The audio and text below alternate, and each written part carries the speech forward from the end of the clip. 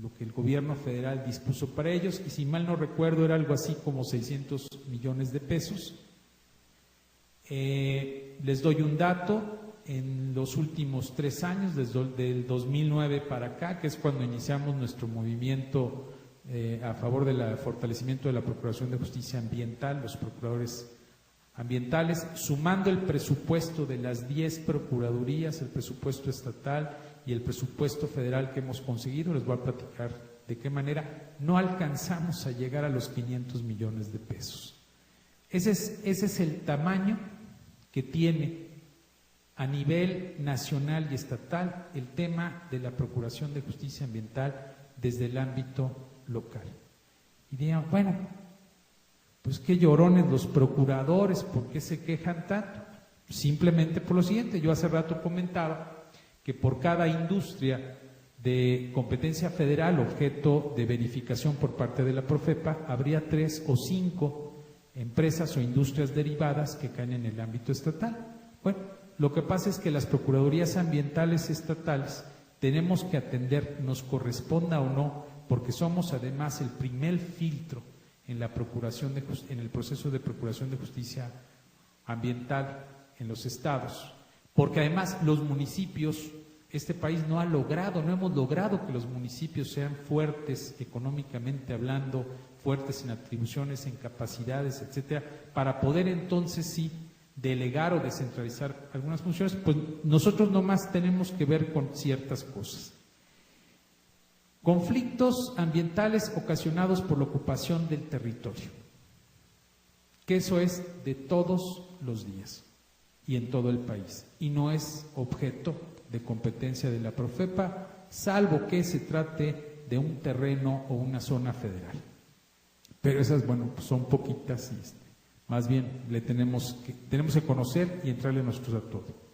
La generación de emisiones contaminantes, gases de efecto de invernadero por fuentes fijas, que van desde la panadería que mi vecino tiene junto hasta la industria refresquera, por citar un ejemplo, y las de las fuentes móviles también.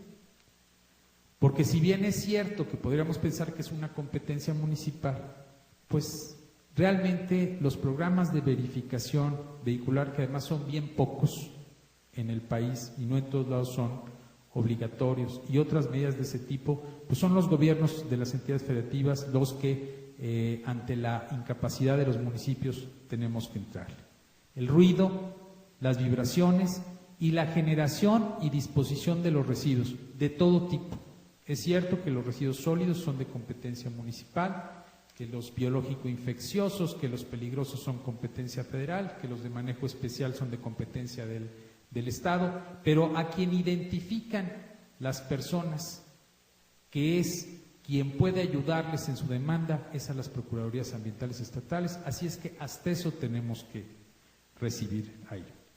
Entonces, les platico que al momento en que se puso en marcha la Procuraduría de Protección al Ambiente del Estado de Michoacán, que fue el 1 de abril del año 2008, y en ese momento era la 7ª Procuraduría Ambiental Estatal establecida en el país, tuve la afortunada posibilidad de que mis otros colegas, los otros seis procuradores ambientales estatales, se reunieran allí en Morelia, asistieran a este evento y de sentarnos a platicar y a compartir inquietudes, y de ahí surgió el reconocimiento de la necesidad de avanzar en el fortalecimiento de nuestro tema, no solo a nivel de nuestras entidades federativas, sino trabajar colectivamente para buscar que se fortaleciera a nivel nacional.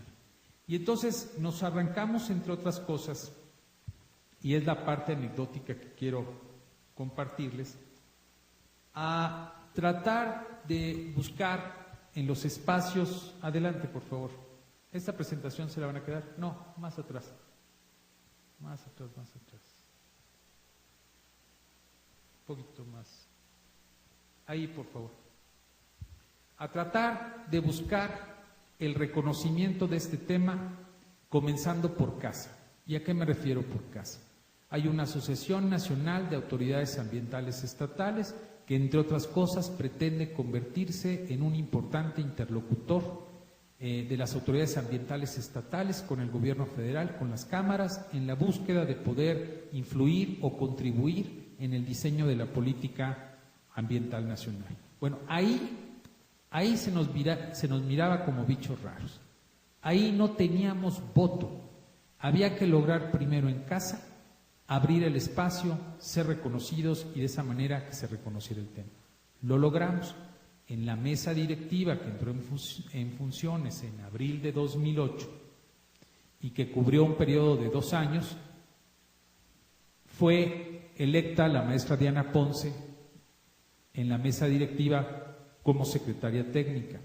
Al paso del tiempo, en la reciente elección de mesa directiva, nuevamente las procuradurías estamos presentes en la Secretaría Técnica. Después dijimos, ¿cómo logramos que el tema se pueda ver reflejado en el presupuesto federal? Porque de los 40 y tantos mil millones de pesos a los que asciende el presupuesto de la Semarnat o del ramo 16 en general, resulta que el tema merece pues menos del 3%. A través del presupuesto destinado para la Profepa. Profepa debe tener un presupuesto de menos de 1,000 millones de pesos, pues ese es el nivel que se le da al tema de verificación de cumplimiento normativo.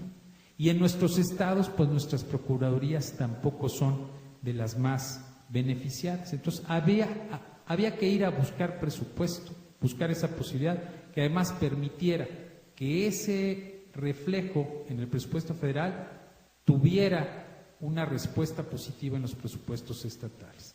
Sin platicarles más, porque ya me dicen que me quedan 3 minutos, nos juntamos, diseñamos un proyecto conjunto, lo presentamos ante las diputadas y los diputados federales de la Comisión de Medio Ambiente a finales del año 2008, con tal suerte, con tal éxito, que las diputadas y los diputados se convencieron de ese tema y para el presupuesto de egresos de la Federación 2009 aprobaron recursos extraordinarios por el orden de los 35 millones de pesos para 6 de 7 procuradurías ambientales estatales etiquetados.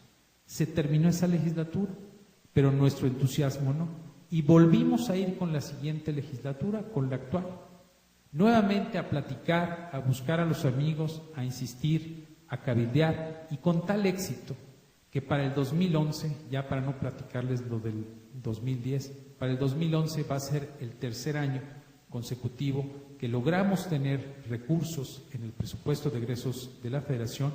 Creemos que al momento hemos logrado persuadir, convencer a las y los diputados de que el tema es relevante, de que es pertinente, de que es necesario, sobre todo si en el país se pretende cumplir con ese compromiso voluntario de reducir en 20 años el 50% las emisiones de gases de efecto de invernadero. El cumplimiento normativo tiene que estar ahí y tiene que estar reforzado, y las procuradurías ambientales estatales, no tengo duda, jugaremos un papel cada vez más relevante en eso.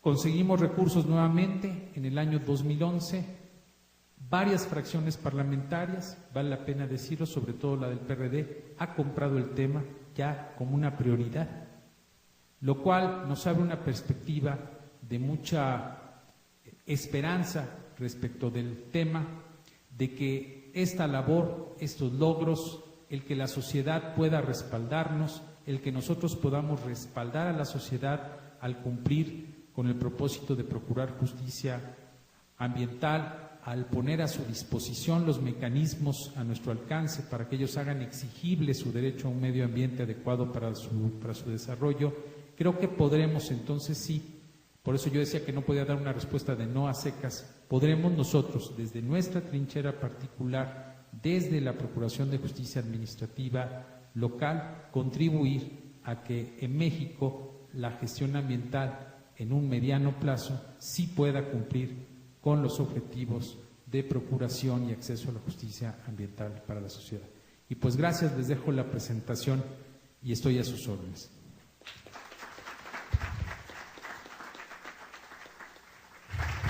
Muchas gracias, procurador.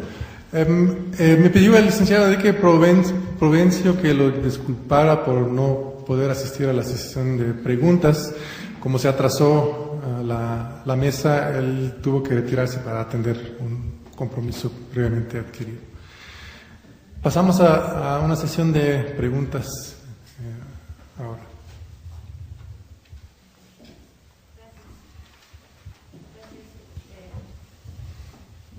Buenas tardes. Mi pregunta sería para el doctor Fedro. Y me llamó la atención esto que estaban haciendo sobre el levantamiento de áreas verdes y los metros cuadrados por habitante que usaban como indicador. Este es un indicador cuantitativo. Me preguntaba si tenía algún indicador cualitativo, porque no es lo mismo vivir, no sé, en una zona con suelo de conservación, en donde se toma en cuenta pues, los bosques, áreas verdes, los dínamos, desierto de los leones, que vivir en una delegación como Iztapalapa, por ejemplo. Entonces quería saber si están tomando en cuenta algún indicador cualitativo y si tienen alguna categorización del tipo de áreas verdes. Gracias. No, gracias a ti. Sí los hay. ¿La agarro ya?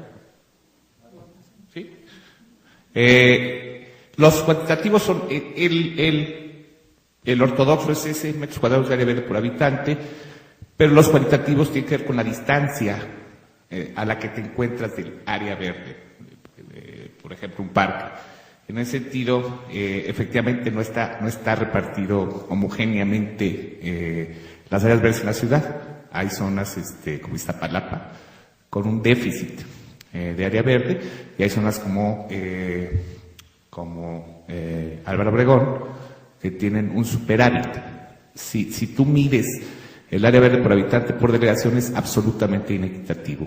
La recomendación de FAO son 11 metros de área verde por habitante, de metro cuadrado de área verde por habitante.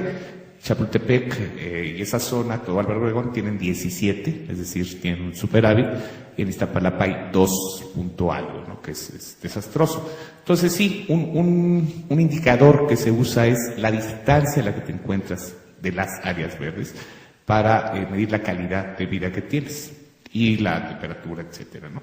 Y las áreas verdes urbanas, pues sí, básicamente se catalogan en camellones, parques, jardines y bosques urbanos. Bosques urbanos tenemos varios en la ciudad, algunos administrados federalmente, otros localmente. Localmente son Chapultepec y Aragón, pero está también el bosque de Tlalpan, que lo administra la delegación, y algunas áreas protegidas federales.